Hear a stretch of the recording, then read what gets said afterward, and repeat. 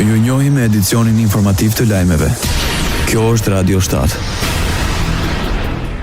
Ambasadat e Shteteve të Bashkuara të Amerikës në Tiranë dhe Prishtinë njoftojnë se për shkak të ndërprerjes së përkohshme të financimeve në nivel federal, komunikimet e rregullta në rrjetet sociale nuk do të përditësohen derisa të rifillojnë plotësisht operacionet. Përjashtim do të bëjnë vetëm rastet urgjente që lidhen me sigurinë dhe mbrojtjen e qytetarëve. Megjithatë, ambasada ka theksuar se shërbimet konsullore, përfshirë pasaportët dhe vizat, do të vazhdojnë si zakonisht në SBA, edhe në ambasadat dhe konsulatat jashtë vendit, pra aq kohë sa situata e lejon. Qytetarët janë udhëzuar që për informacione të mëtejshme mbi shërbimet dhe statusin e operimeve të vazhdojnë të vizitojnë faqen zyrtare të Departamentit Amerikan të Shtetit. Maqedonia e Veriut ofron shpërblim për sukseset e të rinjve. Ministri i Arsimit dhe Shkencës Vesna Janevska në konferencën organizuar nga Instituti i Kimisë pranë Fakultetit të Shkencave Matematiko-Natyrore në Shkup njoftoi se ministria po mbulon plotësisht shpenzimet për udhëtim dhe regjistrim të nxënësve dhe mentorëve të cilët do të kualifikohen në olimpiadat ose në garat ndërkombëtare shkencore. Krijuam zgjidhje sistematike dhe askush më nuk do të ketë sfida financiare për të udhëtuar dhe për të përfaqësuar vendin e vet, tha Vesna Janevska. Kryeministri Edi Rama ju bëri thirrje pedagogëve dhe studentëve që të angazhohen sa më shumë në funksion të rritjes së komponentit inteligjencës artificiale dhe për ta integruar atë në hapësirat e universiteteve të vendit. Ai tha se inteligjencën artificiale do ta kenë në vëmendje edhe në buxhetin e ardhshëm.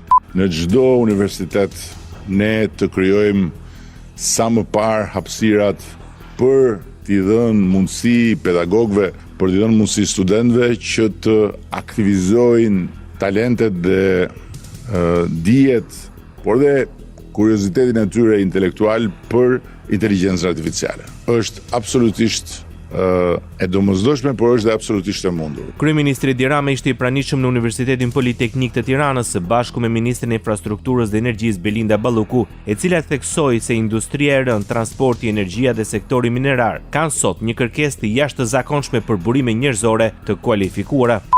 Ne synojmë të rekrutojmë profesionistë të ri jo vetëm për t'i trajnuar, por për t'i përgatitur dhe ofruar punësi më afatgjatë në projekte konkrete të infrastrukturës që tashmë janë të shumta, duke nisur nga aviacioni, tek industria detare dhe padyshim tek energjia. Radio 7, zëri pozitiv i qytetit. Me nisjen e tetorit roz, muajit të fushatës globale të ndërgjegjësimit për kancerin e gjirit, Presidenti i Republikës së Shqipërisë Bajram Begaj theksoi rëndësinë e diagnostikimit të errshëm për parandalimin e kësaj sëmundje. Çdo histori është unike, çdo rrugtim ka rëndësi. Në muajin e ndërgjegjësimit inkurajojmë gratë dhe vajzat që me guxim të jashtëzakonshëm përballen me këtë sëmundje, shkruan Bajram Begaj. Në kuadër të muajit të roz, Ministria e Shëndetësisë dhe Mbrojtjes Sociale në Shqipëri publikoi mesazhin e mjekut Ibrahim Avdia për kontrolle të rregullta të grave dhe vajzave, me qëllim identifikimin e rasteve në fazat e para të shfaqjes.